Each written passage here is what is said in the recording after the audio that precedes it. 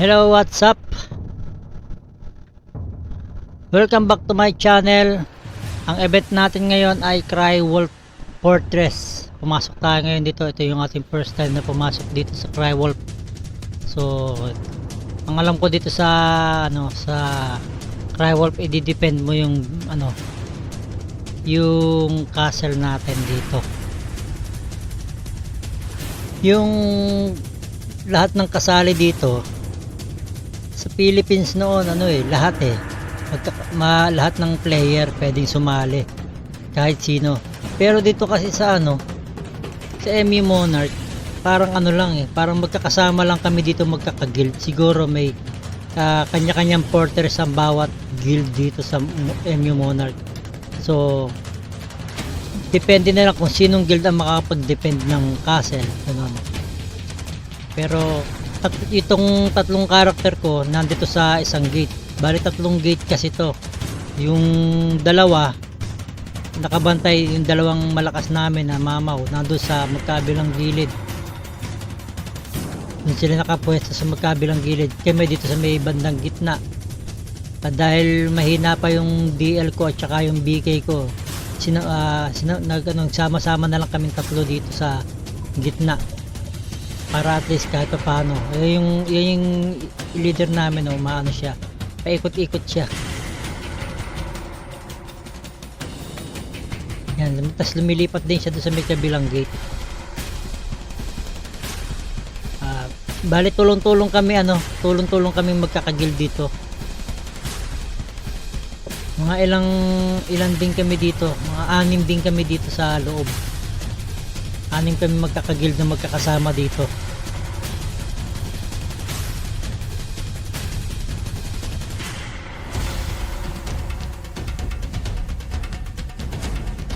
Yan, unti-unti yan, parang parang tower defense. May nakaka wave 3 na yata tayo. So ayan yung pinaka map niya. So hindi kami pumapunta doon sa dulo. Dito lang kami nakabantay sa may gate. Ayan pang ilang wave na to, napapasok na naman sila. Sa ngayon medyo medyo mahina-hina pa tong mga pumapasok na to, kaya medyo kaya pa namin.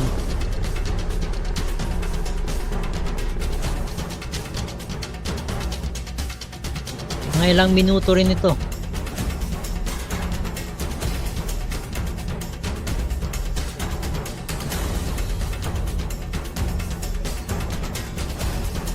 Tatlo yung character ko na pinapilot sa isang PC, kaya medyo malag tayo. Tatlo kasi sila na pinapilot ko dito sa isang PC. Pero at least kaya naman ng PC ko, kahit na low end lang yung PC natin.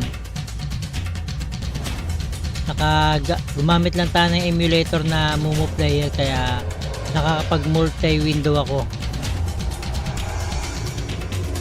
Kaya yung mga gustong mapanood kung paano magkaroon ng emulator na kahit mababa lang yung unit natin na PC, yung mga low end PC lang, pwede ninyong panoorin yung video ko na kung paano tayo magpapaglaro ng multi window ng MU Monarch dito sa PC natin na low end lang o mababang unit ng PC. Medyo malag lang siya, pero at least kaya naman yung tatlong karakter. Actually kaya nga to 4, hindi ko na lang ginawa yung gawing 4, yung iba nasa cellphone lang.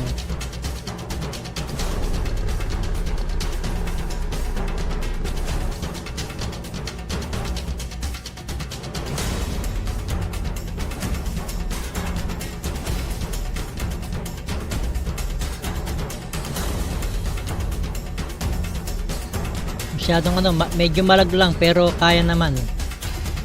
Tulong-tulong yung tatlong karakter ko. Ayan yung Wizard, DL at saka yung BK. Tapos yung ibang naming mga malalakas na kasama, nandun sila sa magkabilang gilid.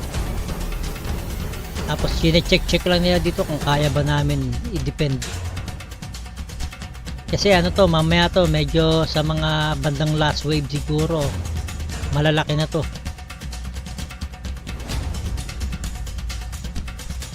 Kasi meron dyan mamaya yung mga may maso. Yung mga kalaban sa Crywolf. Yung mga mobs ng Crywolf.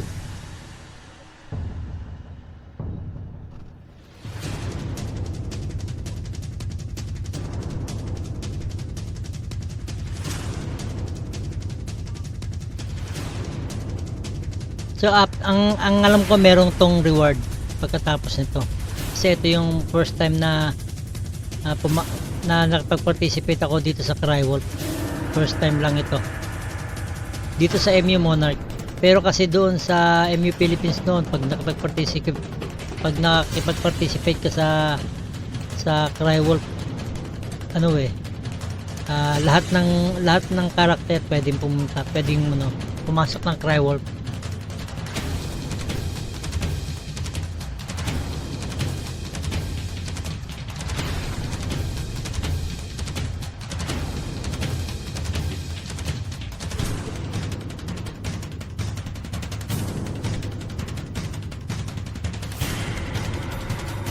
Medyo matagal pa yung oras natin.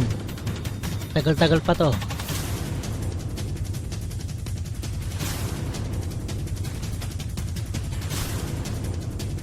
Kaya pang ilang wave na ba to?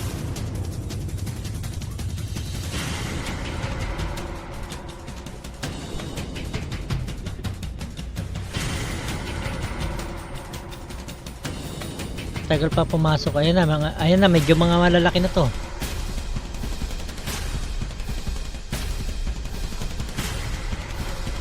So yung sa Crywolf.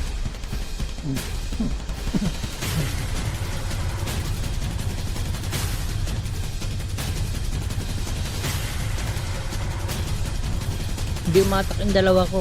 Ayun, umatak siya. Kailangan pa lumapit.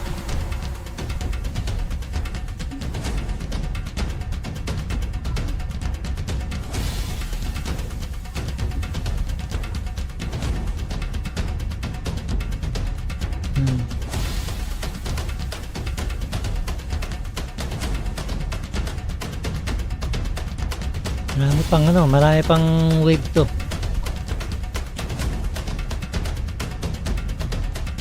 Hindi ko alam kung nakakailan na.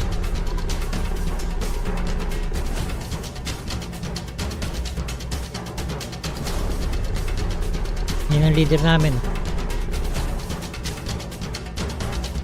Paikot-ikot lang siya. Puntahan natin yung kabilang Ayan yung kabilang gate. May gilid. Ito.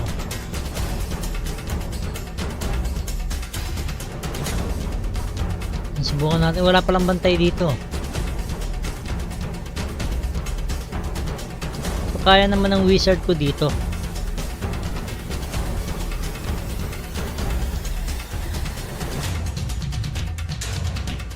So, kaya naman siya.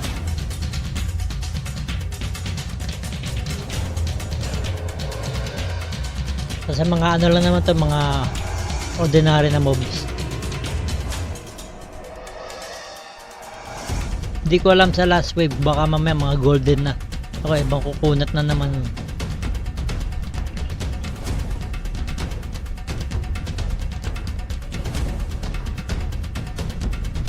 Saka parang hindi naman sila uma-attack.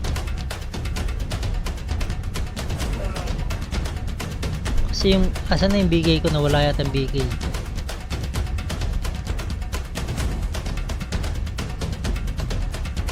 Namatay ata yung BK.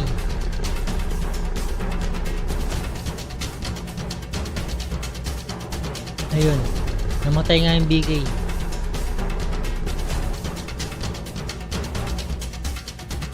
Ibig sabihin, ma-attack din sila.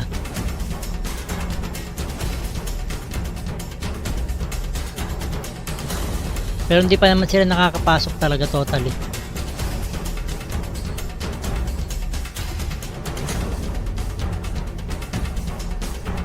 Tagal pa to, mga ilang minuto pa to.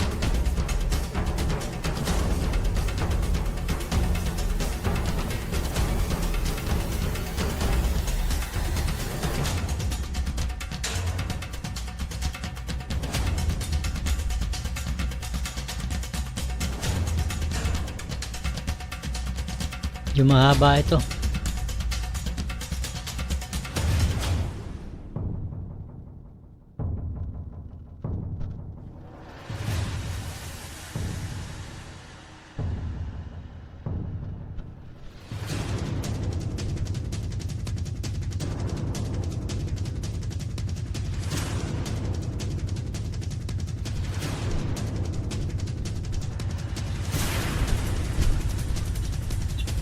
Tagal.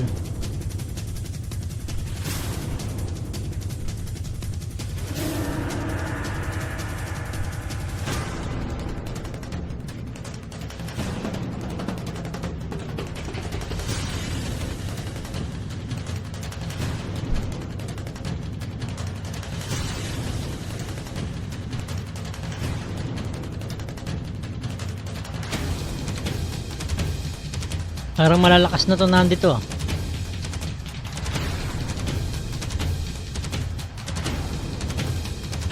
Naglalag lang eh. Pero kapag kasi solo lang yung window na ginagamit ko, okay naman siya.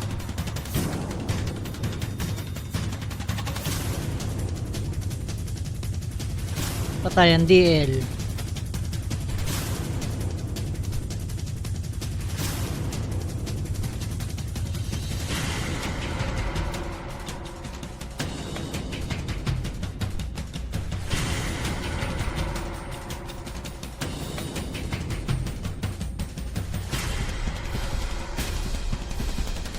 Hindi na siya umatak oh.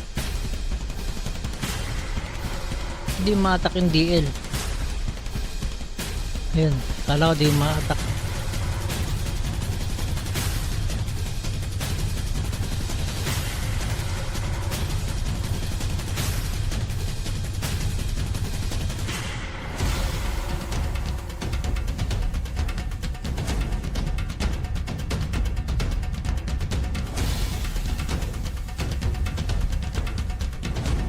Ang naka-activate dito yung sa screen ng DL.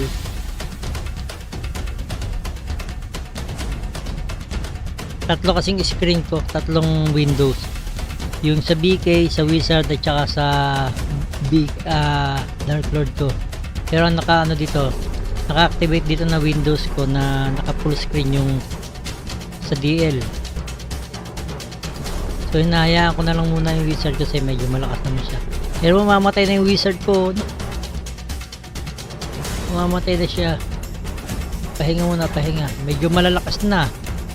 Malalakas na yung mga kalaban dito. Ayun o. Bulusob na eh. Ayun, napindot pa.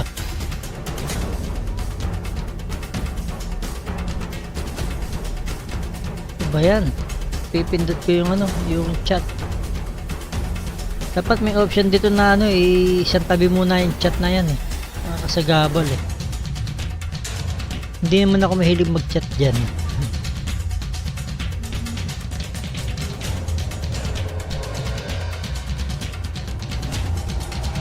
Ito may mga tayo, yung mga sa system yan, sa system na mga NPC na umaatak sila oh.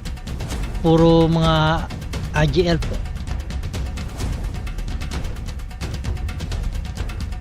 So dito na ako pumuesto sa mga para may kasama akong ma-attack dito na dumidepensa.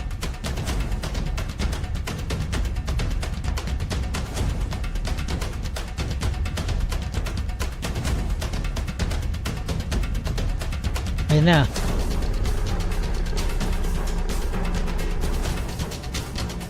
Kung nawala yung mga elf. Oh, namatay sila.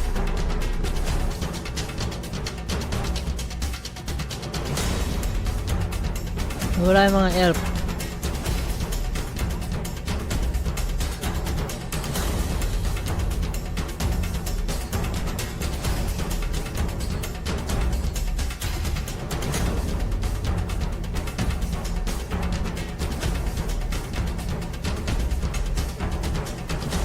Wala yung mga elf. Ayun yung MG na leader namin.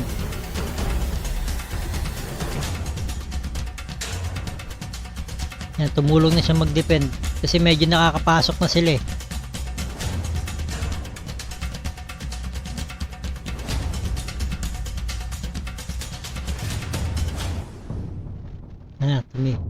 Yung BK ko namatay din eh. So balik ulit tayo dito sa sa gate. Tulungan natin yung MG, yung ating leader.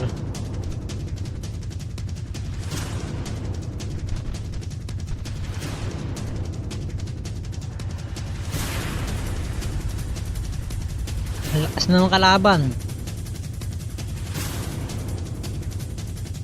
Hindi ko alam kung madidepend namin to kasi pag nakapasok sila dun hanggang sa kaloob-looban dun sa may pinaka parang ano circle namin, ayun matatalo kami.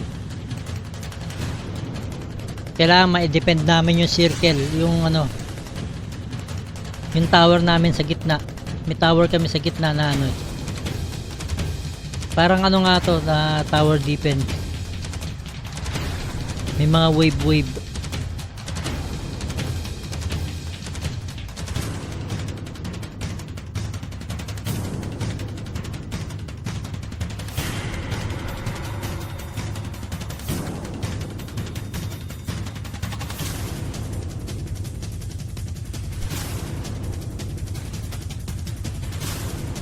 Ito na yung mga ano, yung mga parang mga yung mga archer na ano kalaban, medyo malalakas na nga ito.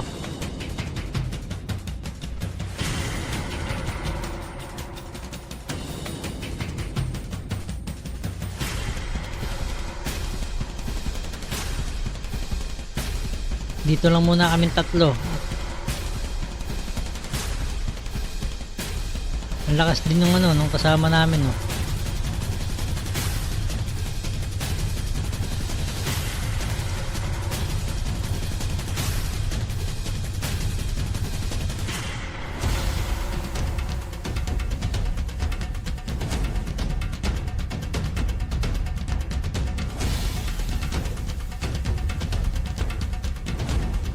Marami pala kami dito.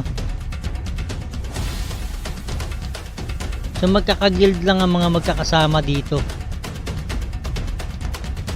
Ang ginawa dito ni Monarch per guild.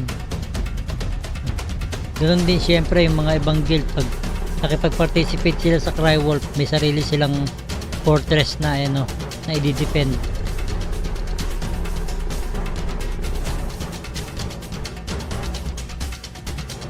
Ano nangyari? Tapos na. Tapos na pala. Kala ko kung nangyari, kala ko naghang ako eh. Teleport na. So ayun, meron na tayong ano ranking ito.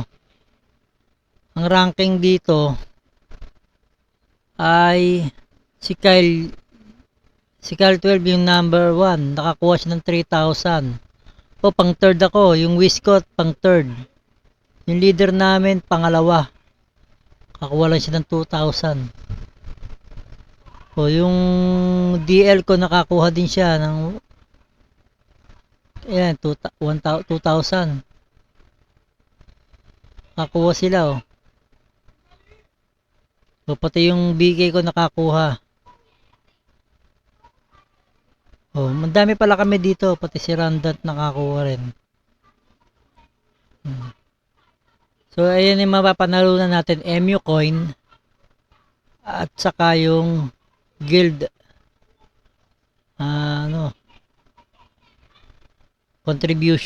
guild contribution, yan ang makukuha natin yung reward.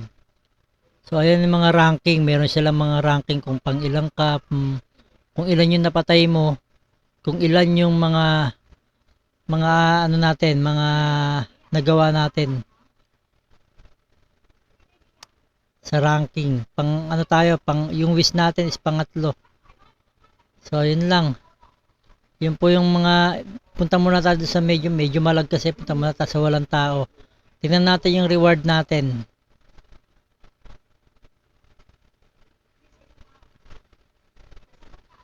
Tingnan muna natin yung reward natin. Dito tayo sa labas. Medyo malag eh. Yan, para makita natin na maayos yung ano. So, ito, tingnan natin ating reward. Dito yung ating guild. Ayan, sa quest. Dahil ayan, meron tayong quest dyan na kailangan natin magano sa fortress, sa Crywolf. So, nakuha na natin siya. Claim na natin to. Natapos na natin yung quest na yan.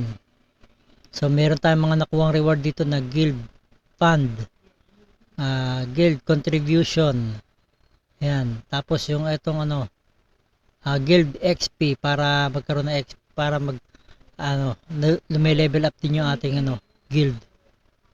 So yun lang, then nakakuha naman ako ng guild point. So lalagay ko yung guild contribution na yan, diyan ko nilalagay. So nung una, so ano na tayo, veterans na tayo. 2-star veterans, 3-star. Nagsimula kasi yan sa recruit. Una recruit. Then after ng recruit, naging trainee naman, naging trainee. Then ngayon, veterans na, 3-star veterans na tayo. At ito pa pala yung ating yung guild contribution na nakuha sa Crywolf. Ayan. Na reward natin dahil natapos natin yung yung una kanina, yung sa quest. Yung nakuha ko kanina sa quest. Ngayon, ito naman yung sa participation natin, yung reward natin dun sa Crywolf. So, kunin natin siya. MU coin na then puta ulit tayo dito sa guild natin dahil magdadagdag ulit tayo dito sa guild contribution. So 3-star veterans na tayo. Ngayon ay 4-star na.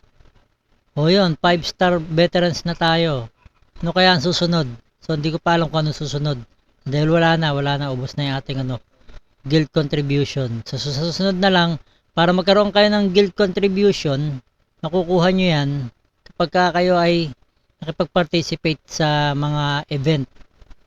So yun lang po, marami pong salamat sa inyong lahat sa pagsubaybay. Subscribe niyo po ang ating channel. Bye bye!